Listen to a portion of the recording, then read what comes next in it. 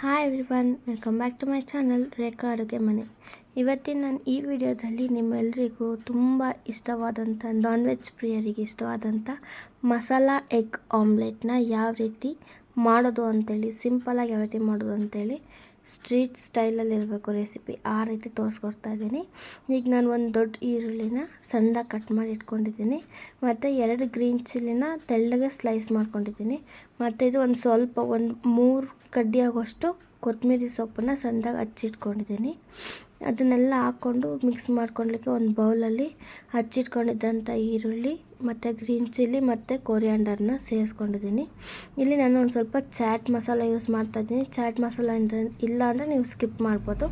ಅದು ಒಂದು ಸ್ಪೂನ್ ಆಗೋಷ್ಟು ಚಾಟ್ ಮಸಾಲ ಯೂಸ್ ಮಾಡಿದ್ದೀನಿ, ಮತ್ತು ಒಂದು ಸ್ಪೂನ್ ಆಗೋಷ್ಟು ಪೆಪ್ಪರ್ ಪುಡಿ, ಮತ್ತು ಒಂದು ಅರ್ಧ ಟೇಬಲ್ ಸ್ಪೂನ್ ಆಗೋಷ್ಟು ಜೀರಾ ಪೌಡರ್ನ ಯೂಸ್ ಮಾಡಿದ್ದೀನಿ ನಾನು. ಮತ್ತು ಇಲ್ಲಿ ರುಚಿಗೆ ತಕ್ಕಷ್ಟು ಉಪ್ಪನ್ನು ಕೂಡ ಇವಾಗಲೇ ನೀವು ಸೇರಿಸ್ಕೊಂಡ್ರೆ ಒಳ್ಳೆಯದು. ಇಲ್ಲಿ ಉಪ್ಪು ಸೇರಿಸಿದ್ದೀನಿ, ಬಟ್ ಅದು ವೀಡಿಯೋ ಸ್ಕಿಪ್ ಆಗಿದೆ. ಉಪ್ಪನ್ನು ಕೂಡ ಸೇರಿಸ್ಕೊಳ್ಳಿ, ನಿಮಗೆ ಎಷ್ಟು ಬೇಕು ಅಷ್ಟು ರುಚಿಗೆ ತಕ್ಕಷ್ಟು ಉಪ್ಪನ್ನು ಆ್ಯಡ್ ಮಾಡ್ಕೊಳ್ಳಿ. ಮತ್ತು ಆಗ ನಾನು ಅಷ್ಟನ್ನು ಹಾಕಿ ಎಗ್ ಹಾಕೋದಕ್ಕಿಂತ ಮುಂಚೆನೇ ಒಂದು ಸಲ ಕ್ಲೀನಾಗಿ ಮಿಕ್ಸ್ ಮಾಡ್ಕೊಳ್ತಾ ಇದ್ದೀನಿ ಸ್ಪೂನಿಂದ.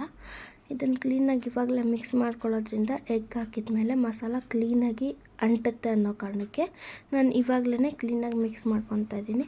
ಇವಾಗ ನಾನಿಲ್ಲಿ ಮಾಡ್ತಾ ಇರೋ ಆಮ್ಲೆಟ್ ಬಂದು ಒಂದು 6ರಿಂದ 7 ಜನಕ್ಕೆ ಮಾಡ್ತಾ ಇರೋದು. ಅದಕ್ಕೆ ನಾನಿಲ್ಲಿ ಒಂದು 7 ಮೊಟ್ಟೆನ ಒಡೆದು ಈ ಬೌಲಲ್ಲಿ, ಮಿಕ್ಸಿಂಗ್ ಬೌಲಲ್ಲಿ ಹಾಕ್ಕೊಳ್ತಾ ಇದ್ದೀನಿ. ಇದರಲ್ಲಿ ಒಂದು 7 ಮೊಟ್ಟೆನ ನಾನು ಕಟ್ ಮಾಡಿ ಹಾಕ್ಕೊಂಡಿದ್ದೀನಿ. ಇವಾಗ ಇದನ್ನು ಕ್ಲೀನಾಗಿ ಮಿಕ್ಸ್ ಮಾಡಬೇಕಾಗತ್ತೆ. ನಾವು ಇದನ್ನು ಎಷ್ಟು ಕ್ಲೀನಾಗಿ ಮಿಕ್ಸ್ ಮಾಡ್ತೀವಿ, ಆಮ್ಲೆಟ್ ಅಷ್ಟು ಕ್ಲೀನಾಗಿ ಬರುತ್ತೆ. ಇದರಲ್ಲಿ ನಾವು ಇವಾಗಲೇ ಸಾಲ್ಟ್, ಪೆಪ್ಪರು, ಜೀರಾ ಪೌಡರು, ಚಾಟ್ ಮಸಾಲ ಅಂತೆಲ್ಲ ಏನು ಸೇರಿಸಿದ್ದೀವಲ್ಲ, ಮತ್ತು ನಾವೇನು ಹಾಕೋ ಅವಶ್ಯಕತೆ ಇರಲ್ಲ. ಅದೆಲ್ಲ ಕ್ಲೀನಾಗಿ ಮಿಕ್ಸ್ ಮಾಡಿದ್ಮೇಲೆ ಸ್ಟವ್ ಮೇಲೆ ಒಂದು ತವ ಇಟ್ಕೊಂಡು ಅದ್ರ ಮೇಲೆ ಸ್ವಲ್ಪ ಒಂದು ಅರ್ಧ ಟೇಬಲ್ ಸ್ಪೂನಷ್ಟು ಆಯಿಲ್ ಹಾಕಿ ಅದನ್ನು ಚೆನ್ನಾಗಿ ಗ್ರೀಸ್ ಮಾಡ್ಕೊಂಡಿದ್ದೀನಿ ಪ್ಯಾನ್ ಮೇಲೆ. ನಂತರ ಒಂದು ಸೌಟಲ್ಲಿ 1 ಸೌಟಷ್ಟು ಅಷ್ಟೇ ಮೊಟ್ಟೆನ ಬೌಲಲ್ಲಿ ಇದ್ದಿದ್ದು ಹಾಕ್ಕೊಂಡಿದ್ದೀನಿ. ಅದು ಕ್ಲೀನಾಗಿ ಈ ರೀತಿ ನಮ್ಗೆ ಎಷ್ಟು ಅಗಲ ಬೇಕೋ ಅಷ್ಟು ಅಗಲ ಕ್ಲೀನಾಗಿ ಸ್ಪ್ರೆಡ್ ಮಾಡ್ಕೊಳ್ತಾ ಇದ್ದೀನಿ. ದೊಡ್ಡದಾಗಿ ದೋಸೆ ಥರ ಬರುತ್ತೆ ಇದು. ಆ ರೀತಿ ಮಾಡಿಕೊಂಡು ಇವಾಗ ಈ ಥರ ಫಸ್ಟ್ ಸಿಮ್ಮಲ್ಲೇ, ಮೀಡಿಯಮ್ ಟು ಸಿಮ್ಮಲ್ಲಿ ಇಟ್ಕೊಂಡು ಚೆನ್ನಾಗಿ ಬೇಯಿಸ್ಕೋಬೇಕು. ಹಿಂಗೆ ತವಾದಲ್ಲಿ ಹಿಂಗೆ ಎತ್ತಿದ್ರೆ ಅದು ತಿರ್ಗ್ಸೋಕೆ ತಳ ಅಂಟ್ತಿಲ್ಲ ಅಂತ ಅನಿಸಿದ್ರೆ ಆವಾಗ ನಾವು ತಿರ್ಗ್ಸಾಕೊಂಡ್ರೆ ಕ್ಲೀನಾಗಿ ಕ್ರಿಸ್ಪಿಯಾಗಿ ಬಂದಿರುತ್ತೆ. ಈಗ ಇದು ನೋಡಿ ಬೆಂದಿದೆ, ನಾನು ತಿರ್ಗಿಸಿ ಹಾಕ್ಕೊಂಡಿದ್ದೀನಿ. ಟೇಸ್ಟ್ ಕೂಡ ಅಷ್ಟೇ ತುಂಬ ಚೆನ್ನಾಗಿರುತ್ತೆ. ಯಾರಾದರೂ ಮನೆಗೆ ಗೆಸ್ಟ್ ಬಂದಾಗ ಅರ್ಜೆಂಟಲ್ಲಿ ಮಾಡ್ಕೊಂಡು ಕೊಡ್ಬೋದು. ಈಗ ನಾನು ಮತ್ತೆ ಅದೇ ರೀತಿ ಎಲ್ಲ ಇದ್ದಿದ್ದೆಲ್ಲ ಮಿಕ್ಸ್ ಮಾಡಿಟ್ಕೊಂಡಿದ್ನಲ್ಲ ಅದೆಲ್ಲ ಕೂಡ ಇದೇ ಥರ ಆಮ್ಲೆಟ್ ಮಾಡ್ಕೊಳ್ತಾ ಇದ್ದೀನಿ. ನೀವು ನೋಡ್ತಾ ಇರ್ಬೋದು, ತುಂಬ ಚೆನ್ನಾಗಿ, ಕಲರ್ ಅಂತೂ ತುಂಬ ಚೆನ್ನಾಗಿ ಬಂದಿದೆ. ಟೇಸ್ಟ್ ಕೂಡ ಅಷ್ಟೇ ತುಂಬ ಚೆನ್ನಾಗಿತ್ತು. ಎಲ್ಲರೂ ತುಂಬ ಇಷ್ಟಪಟ್ಟು ತಿಂದರು.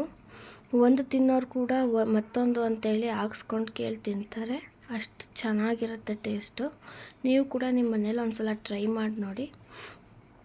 ಅದು ನೀವು ಹಾಕ್ದಾಗಲೇ ನೋಡ್ಬೋದು ಎಷ್ಟು ಫ್ಲಫಿಯಾಗಿ, ಸ್ಮೂತಾಗಿ, ಕ್ರಿಸ್ಪಿಯಾಗಿ, ಆ್ಯಕ್ಚುಲಿ ಕ್ರಿಸ್ಪಿಯಾಗಿ ಎಷ್ಟು ಚೆನ್ನಾಗಿರುತ್ತೆ ಗೊತ್ತಾ. ತುಂಬ ಅಂದರೆ ತುಂಬ ಚೆನ್ನಾಗಿರುತ್ತೆ ತಿನ್ನೋಕ್ಕೆ. ನೀವೊಂದು ಸಲ ಪಕ್ಕ ಟ್ರೈ ಮಾಡಲೇಬೇಕಿದನ್ನು. ಸೊ ಈ ರೀತಿ ನಾನು ಎಲ್ಲ ಬೇಯಿಸ್ಕೊಳ್ತಾ ಇದ್ದೀನಿ. ಇದರಲ್ಲಿ ಒಂದು 3 ಆಮ್ಲೆಟ್ ಅಷ್ಟೇ ಶೂಟ್ ಮಾಡ್ಕೊಳ್ಳೋಕ್ಕಾಯ್ತು. 3 ಆಮ್ಲೆಟ್ನ ಈ ರೀತಿ ತೋರಿಸ್ತಾ ಇದ್ದೀನಿ ನಿಮಗೆ. ಇನ್ನು ಮಿಕ್ಕಿದ್ದು ನಾನು ಮಾಡಿ ಇಟ್ಕೊಂಡಿದ್ದೆ ಆಗಲೇ. ಈಗ ನೋಡಿ ನಾನು ಸರ್ವ್ ಮಾಡಿ ತೋರಿಸ್ತಾ ಇದ್ದೀನಿ. ಎಷ್ಟು ಚೆನ್ನಾಗಿ ಬಂದಿದೆ ಅಂದರೆ ನಿಜವಾಗ್ಲೂ ನೀವು ಯಾರೂ ನಂಬಲ್ಲ, ಅಷ್ಟು ಚೆನ್ನಾಗಿರುತ್ತೆ. ಸ್ಟ್ರೀಟ್ ಸ್ಟೈಲಲ್ಲೇ ಇರುತ್ತೆ. ನೀವೊಂದು ಸಲ ಮನೇಲಿ ಮಾಡ್ಕೊಳ್ಳಿ, ತಿನ್ಕೊಳ್ಳಿ. ನಮ್ಮ ಚಾನಲ್ನ ಸಬ್ಸ್ಕ್ರೈಬ್ ಮಾಡ್ಕೊಳ್ಳಿ. Thank you.